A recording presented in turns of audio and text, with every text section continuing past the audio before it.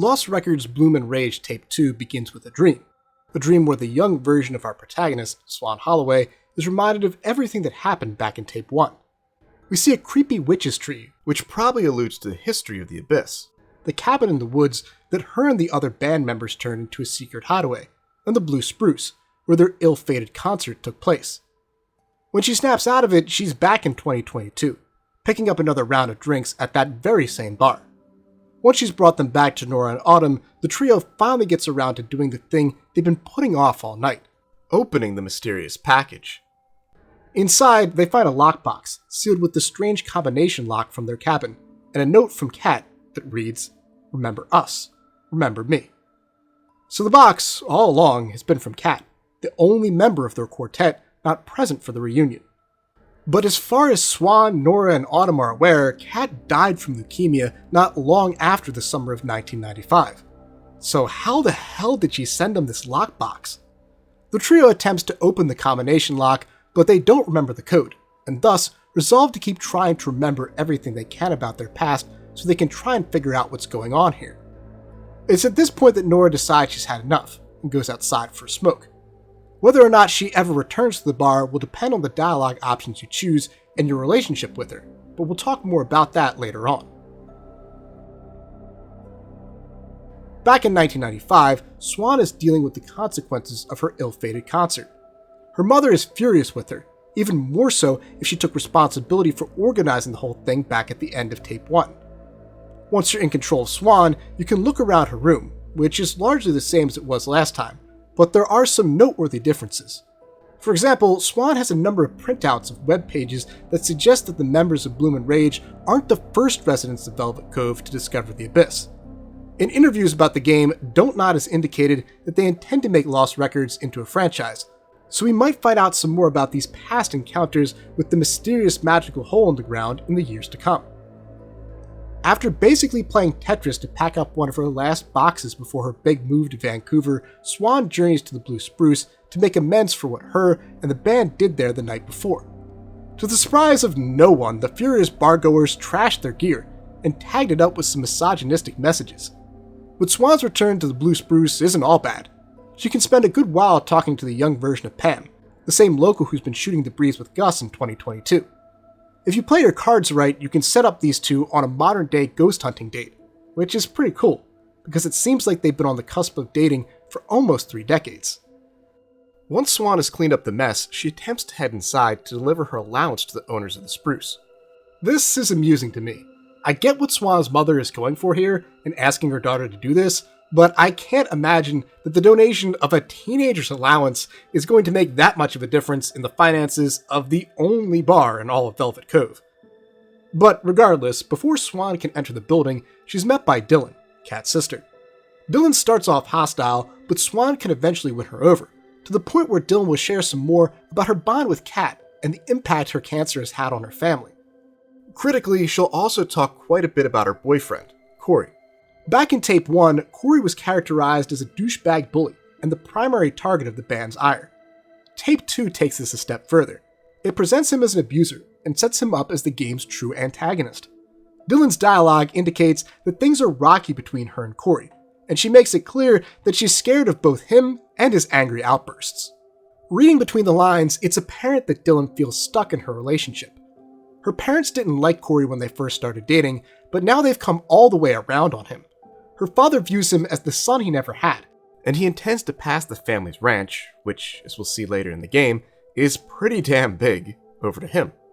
She already disappointed her parents once by dropping out of college, and is likely afraid that she'll disappoint them again if she tells the truth about who Corey really is. And that's just one aspect of this tragic situation. If his outbursts are that bad right now, then imagine how he'd react if she did break up with him. It really makes you sympathize with Dylan, and understand why she's approached Swan and the other band members with some level of hostility to this point in the game. Eventually, Corey will show up on his dirt bike and show off all of the disgusting qualities the girls were just talking about. He insults Swan and yells at Dylan when she doesn't immediately follow his directions.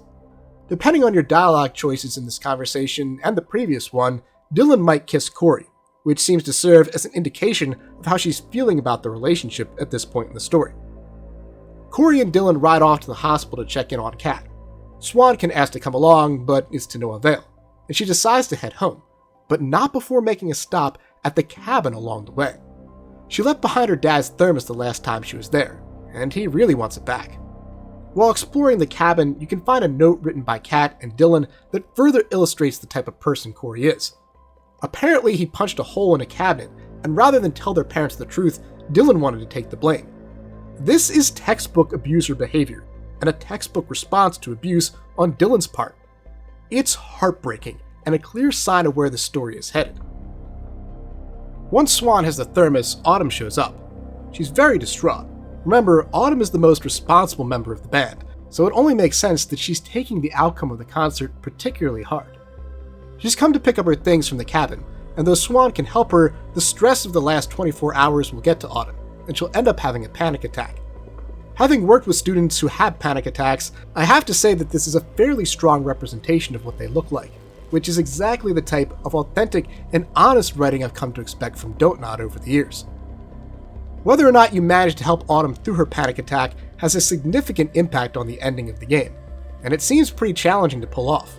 Last I checked, only 51% of players were able to do so. If you do help her through the panic attack, she'll hug Swan, sit with her at the edge of the abyss, and make her own wish, asking the supernatural forces down below to give her the strength to overcome what's waiting for them. If you fail, she'll leave, setting the band up for some trouble down the line. It is at this point that the narrative shifts from Autumn to Nora, both in 1995 and 2022. Nora has yet to return to the bar, so Autumn asks Swan to head outside and check in on her. Before you go, you can get a brief look at Nora's phone, which will display a text from her wife saying that she still hasn't signed something. Obviously, this text is intentionally vague, but some fans have speculated that the thing Nora hasn't signed yet is divorce papers. Again, that's just speculation, but if you were thinking of romancing Nora in both 1995 and 2022, but were hesitant to do so because of her relationship status, this might be evidence that you actually have nothing to worry about, because she's technically single. Anyway, from here on out, your dialogue choices with 2022 Nora become very, very important. She's having a hard time with all of this, which makes even more sense if her marriage is falling apart. If her present is difficult as it is, why would she want to relive her tragic past? But relive it she does. Together, Swan and Nora recall how the latter was shipped off to her mom in LA for a little while after the disastrous concert at the Blue Spruce. But Nora's not about to let that stop her from having the greatest summer of her life. And so, undeterred by their last outing, Swan and Nora decide to try and spring Kat from her parents' ranch. None of them have seen her since she was taken to the hospital, and they're determined to break her out so she can watch a meteor shower with them later that evening. After getting Kat's attention with the flashlight on Swan's camcorder, Swan and Nora attempt to Metal Gear Solid their way up to Kat's bedroom. It's by no means a difficult segment, but it is challenging in that it's rather unexpected and requires a shift in mindset that I definitely wasn't prepared for. So be careful before you dive into this part, because if you mess it up enough times, Nora will get frustrated and you'll have to skip ahead, which I'm sure influences her approval status with Swan. Crucially, this segment also continues to drive home Corey's role as the game's antagonist. It's him the girls are trying to evade, and you can tell with every word that he's on the verge of another outburst.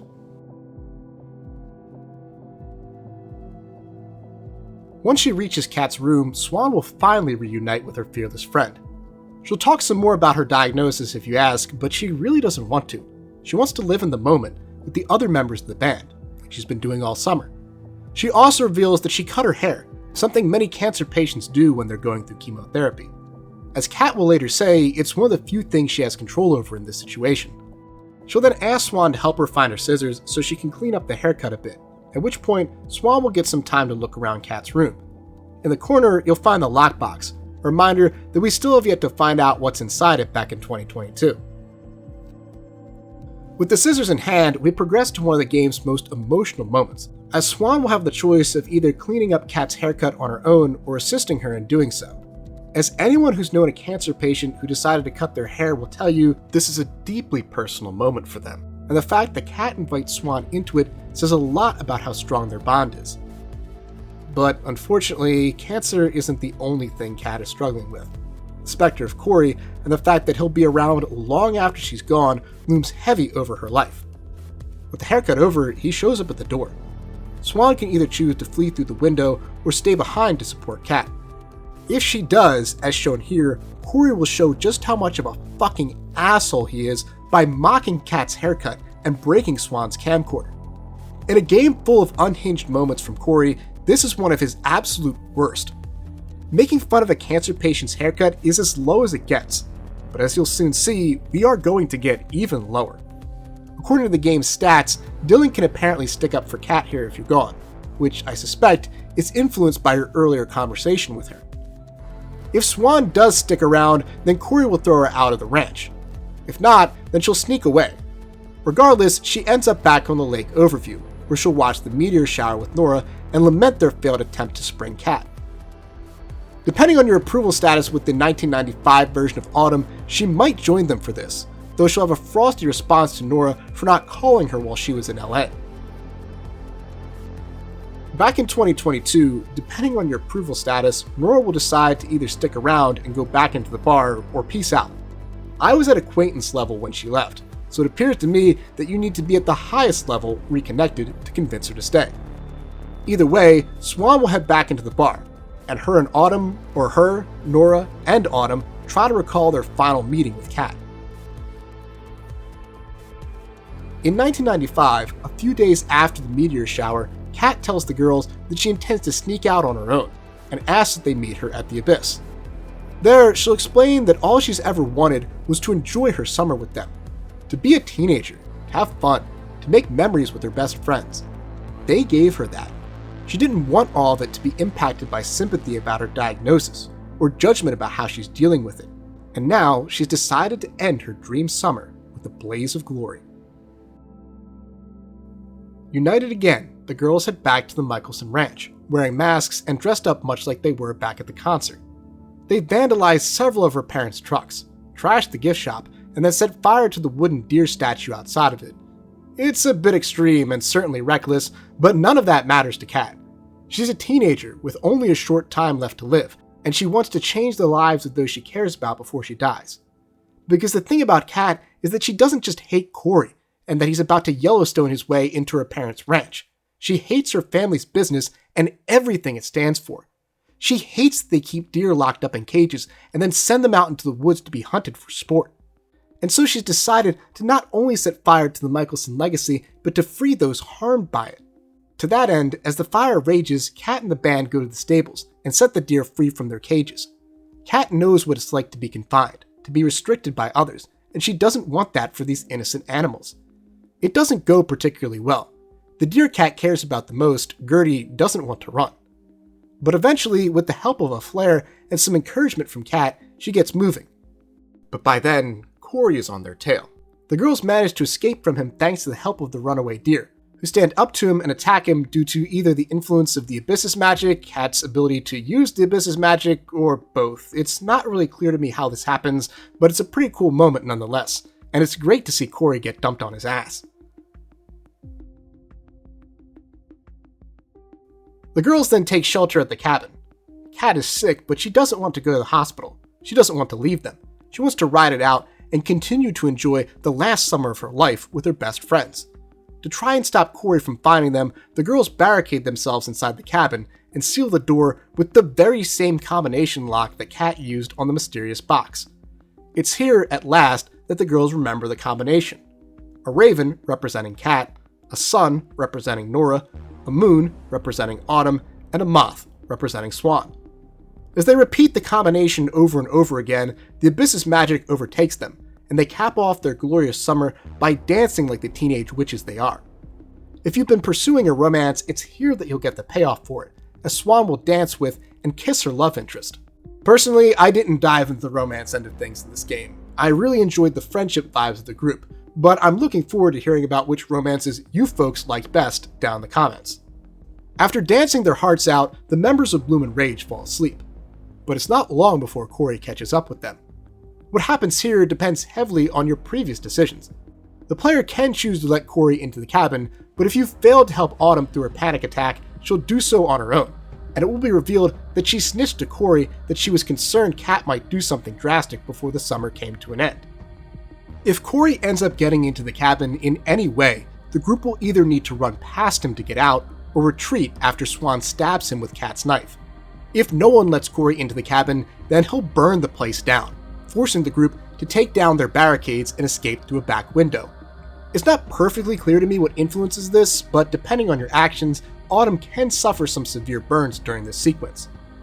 What happens next at the Abyss is easily the most determinate part of Lost Records.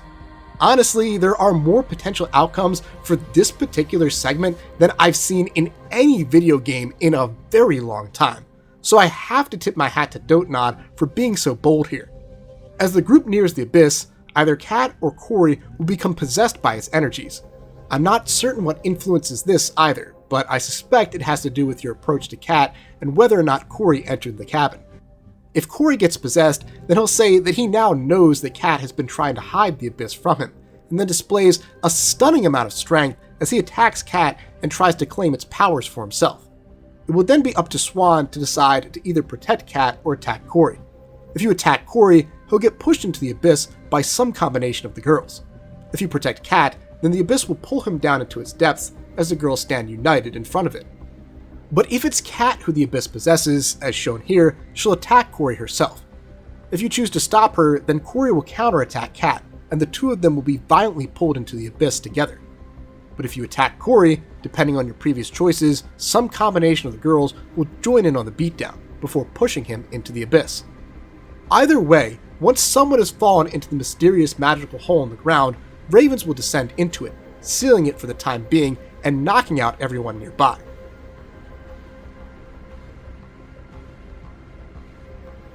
When the group comes to, Kat explains that this was the outcome she always wanted. With the little time she had left, she was determined to find a way to stop Corey and his abuse, and to get him away from her sister forever. As mentioned earlier, there was unfortunately no real way to do this normally. With her parents enamored with him and the likelihood that he would harm Dylan if she ever tried to break up with him, magic, in Kat's mind, seemed to be the only way out. But the Abyss demands a sacrifice. It took Corey for them. Now, it's about to take Kat as well, as she begins to fade away. But even this is what Kat wants. She wants to go out on her own terms. Not as a cancer patient, but as a teenage witch who just lived the greatest summer she could ever ask for with her best friends. And so, as the Abyss's magic fades, she asks them to forget her, to leave, to move on, and never remember what happened here. It'll be better for them that way. They won't have to miss her, or doubt what they did to Corey. It seems to me that this amnesia, too, is influenced by the last vestiges of the Abyss's energies, which appears to be a sign that it isn't completely gone after all, a topic we'll get back to at the end of this video. If Kat fell into the Abyss and isn't around for this, then the parts about forgetting each other are explained by Swan instead. It happened this way on my initial playthrough, and I have to say that I didn't like this at all compared to the versions where Kat does it. For Swan to understand the Abyss at this level feels rather anticlimactic compared to the other versions, where the group promises to honor Kat's wishes as she disappears forever. Back in 2022, Swan and Autumn, and Nora too if she's still around, will open up the combination lock. Inside the box, they'll find a treasure trove of memories from the summer of '95, along with a note from Kat revealing that she prepared this time capsule right before their raid on the Michelson Ranch, when she knew she was going to die. She'll also mention that she instructed Dylan to give it to them, explaining how it ended up in Autumn's possession. If your approval meter with Autumn is too low, she'll get up and leave before you open the box, meaning that at this point, Swan might end up looking through the box completely on her own. But if Autumn or Nora are still around, then they'll help her reminisce. Fittingly, at the bottom of the box is Swan's camcorder, and it still has some battery left. It's then that we finally get a look at adult Swan, who looks much like you'd expect. She's still got her red hair, with some streaks of white, and some very earthen and witchy vibes to her wardrobe. I've seen some folks compare her appearance to Lace Harding from Dragon Age, and as a longtime Harding fan, I definitely approve. From there, we progress into the game's endings. Generally speaking, you'll get a final moment with the companions that stuck around, while the younger versions of the other girls appear like force ghosts around you.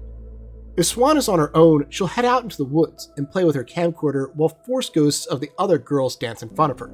If just Swan and Autumn made it through the reunion, then they'll visit the rundown movie palace and the ice cream stand as Nora's Force Ghost plays See You in Hell on her guitar. If it's Swan and Nora, then they'll go to Nora's dad's garage, where Nora will play See You in Hell and sing it on her guitar as the Force Ghosts of Autumn and Kat chill out in front of them. And finally, in the game's best ending, Nora, Autumn, and Swan come full circle by taking the stage at the same bar that rejected them almost 3 decades ago to play their signature song, as Kat's Force Ghost joins them to celebrate one last moment together as a band. Bloom and Rage, reunited at last. But even as the game comes to a conclusion, questions persist. Why did Dylan deliver the box now, nearly 30 years later? And how did Kat get a hold of the combination lock and the knife, items that were in the cabin on the night she was taken by the Abyss? And what about her button, which she threw into the Abyss all the way back in Tape 1? Fortunately, it seems like Dontnod intends on answering these questions at some point down the line. Before the credits roll, you'll get to see a collection of all the videos you took throughout the game, interspliced with some footage of Kat telling Swan to come looking for her at the Abyss. And once the credits are over, that's exactly what happens. The player gets to guide Swan into the woods, where she finds that the mysterious magical hole in the ground is open again. As her eyes grow wide with its magic, Swan says that she's going to go looking for Kat, so it sure seems like our girl is about to dive into the Abyss. Overall, I really enjoyed Lost Records Bloom and Rage. It's a powerful, emotional story that gets better the more I think about it, and consider its nuanced storytelling, and honest portrayal of not just teenagers, but of a teenager with a terminal illness. I'm not certain it'll be the franchise starter that Dontnod hoped for, but regardless, I'm looking forward to seeing what these talented designers of narrative games do next, now that they have their feet firmly back in the genre. Thanks for watching. Big shout out to all my Silver and Gold tier YouTube channel members and Patreon subscribers, including James Pruitt, Gustavo Balabi, Lil Caesar, Reed, Pathonian, Anna Novakova, and Sean Bobby, who get early access to these videos thanks to donations of $5 to $10 a month. See you guys next time, and go Birds!